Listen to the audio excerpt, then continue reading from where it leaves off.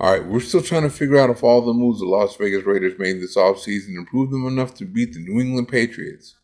It's interesting because the Patriots aren't the same as they were last year either. They have the most salary cap room this offseason, so they use it to make a lot of moves too. Last time out, I compared the two teams from the perspective of the Raider offense against the Patriots defense to see what you thought. Now I want to go from the perspective of the Raider defense against the Patriots offense.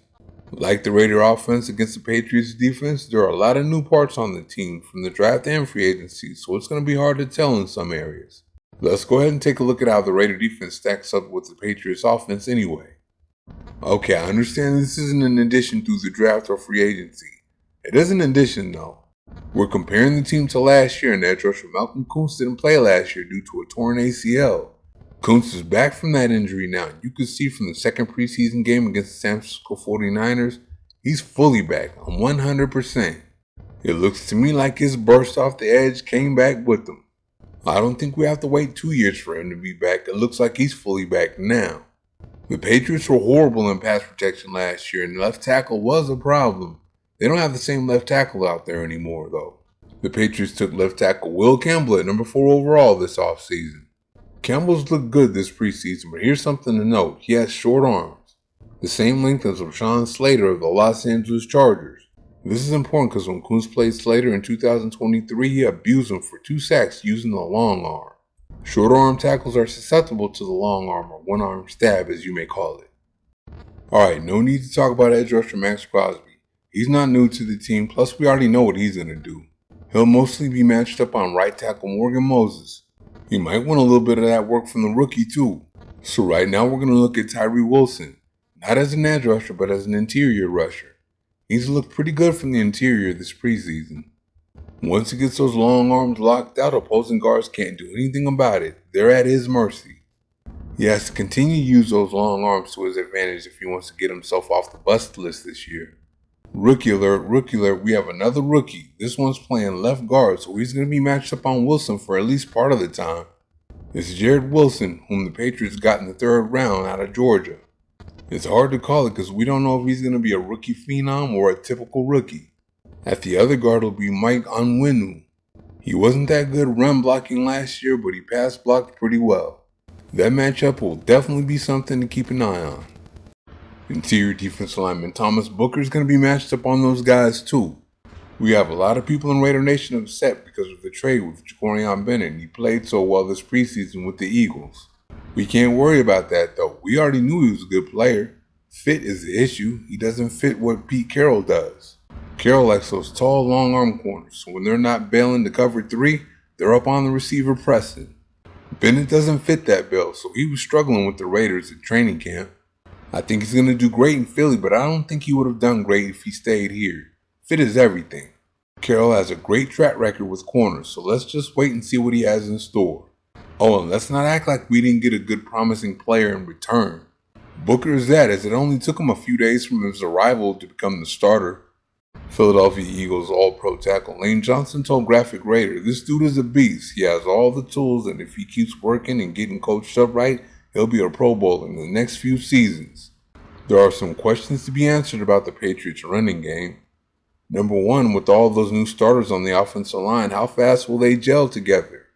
Number 2, who's going to start at running back for the Patriots? Is it going to be Ramondre Stevenson or Travion Henderson? Well, let me tell you, if they go with Stevenson, I'm okay. Henderson is the one that scares me a little bit. But of course, the Patriots have to get that offensive line right, and we're not sure they've done that yet. What do they have, 3, 4 new starters on that offensive line? I don't care if they're all pros. They need to gel. It looks like the Raider front's going to be good against the run, too. Leki Fotu is a nice space-eating, run-stuffing interior defensive lineman. As we saw this preseason, Thomas plays the run well, too. He gets that quick penetration from the interior.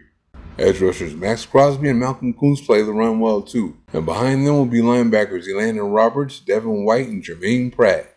Roberts especially is going to be there to make all those plays to stop the run. At the receiver and corner positions, we have a battle between 2 guys that are new to their teams. They're both coming off of injuries too. I've said it many times before and I'll say it again. If Eric Stokes can stay healthy, and he hasn't been able to the last few years, that man can cover. He showed it right away as a rookie, but ever since then, he's been bitten by the injury bug. Stokes is healthy now, so we're going to get a chance to see him work. The thing about it is he's not going to be working against an average receiver this time around. The assignment he's drawn in this game is Stephon Diggs. Yeah, you know who he is. He's a great one. But here's the thing about him. This is his first game back from a torn ACL. Therefore, we can't be sure he's going to be the same. We can't be sure he's going to accelerate out of his breaks the way he used to. He didn't play this preseason, so we're not sure what we're getting. The last time Stokes faced Diggs was in 2022. He had 1 catch for 7 yards on 2 targets on him. He had over 100 for the game, though. The safety position, I think the Raiders have a solid duo there. Isaiah Polamau and Jeremy Chin can do this.